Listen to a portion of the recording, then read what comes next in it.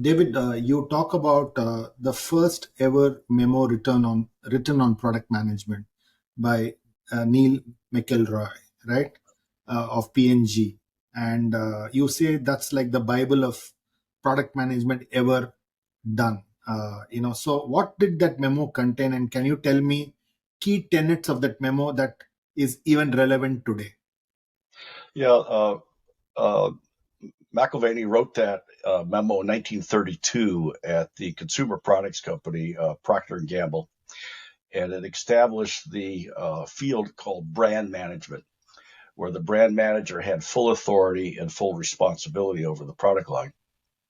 By authority, that means they had the budget to pay for the market research, to do the five things I just described, to hire and provide the funding for the marketing department and the advertising, and had ultimate authority and responsibility for the profit and loss of that particular product.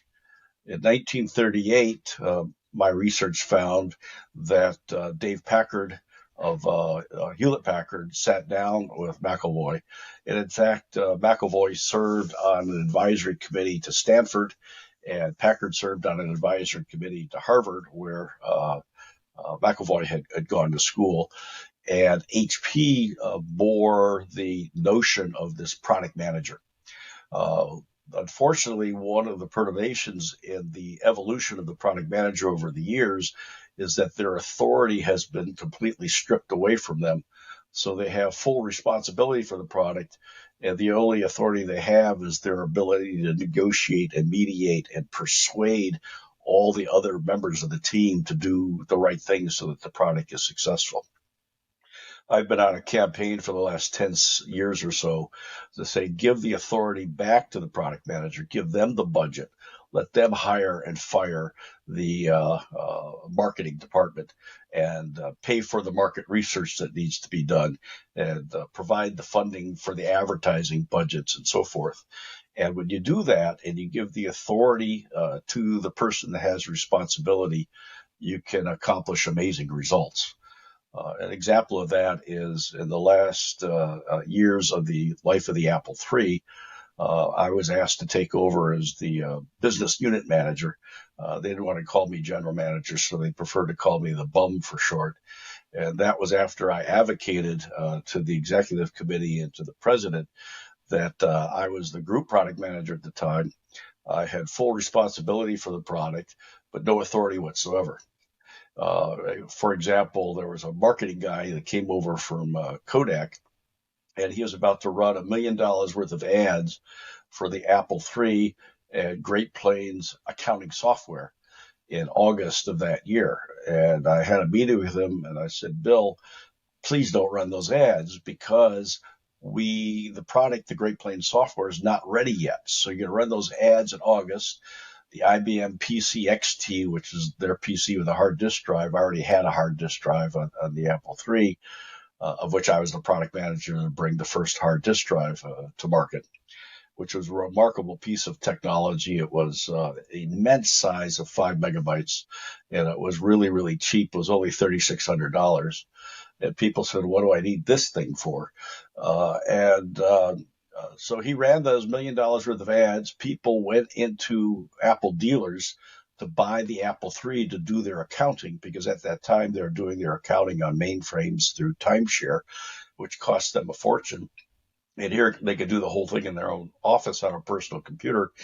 And the salespeople at the dealers worldwide, the dealers told me this, said, well, the Great Plains software is not available yet, but it's on the IBM PC XT, so why don't you buy an IBM PC? Well, I didn't have the authority to stop Bill from wasting that money, so I feel my division was solely responsible for the success of the IBM PC XT, and I need to send them a bill for my commission check. Uh, you got to give the product manager the authority. And I also have been running a campaign for the last 10 years or so to change the title from product manager to product success manager. And I proposed that out of sheer frustration, because I would go to a cocktail party, meet a beautiful woman, And she would say, occasionally they would ask, what do I do? As if they had any interest. And I said, well, I'm a product manager. And she says, what's that? I said, well, I first figured out what it is a customer wants to do. And I do the market research and the competitive research and the identify the personas of the people that we're going to be selling the product to. And I put together the value proposition and the product positioning. I figure out the size of the market and what my target markets are going to be and how I'm going to reach those markets and calculate what the total available market is, which enables me to do a sales forecast and a return on investment. And I bring to bear some, innovation and new technologies so we can do it better and faster and so forth. And about an hour ago, she has already turned and walked away. And I said, look, I composed a memo to that effect, which is on my website, spicecatalyst.com, that any of our listeners and viewers could go get. And it describes this agony that you're not going to, get married and have 2.5 kids like you're supposed to. And if you could just, boss, please change my title. Can I change my title from product manager to product success manager? Then when I go to a cocktail party, the women will know exactly what I do, and I'll probably be able to get married and have 2.5 kids. And then there's a PS at the bottom, boss. You can call yourself VP of Product Success, and I'll invite you to the wedding if you'll let me change my title.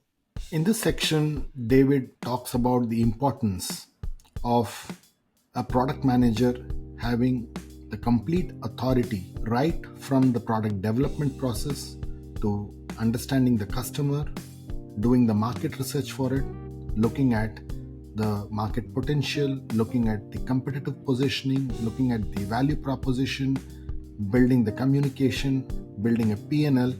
And he talks about the fact that the need for authority for the product manager end to end is very important if a product has to be successful. And for the product manager to do this work, he has or she has to understand the competencies that he keeps talking about, saying that it's not just about communicating about the product, it's about understanding the personas, it's understanding what the market size is all about. He talks about what the market opportunities are. He talks about the importance of product life cycle. He talks about the features, advantages, and benefits. And he says that if you don't have the authority and if you don't give that authority to the product manager end to end, you rarely find products that can be successful.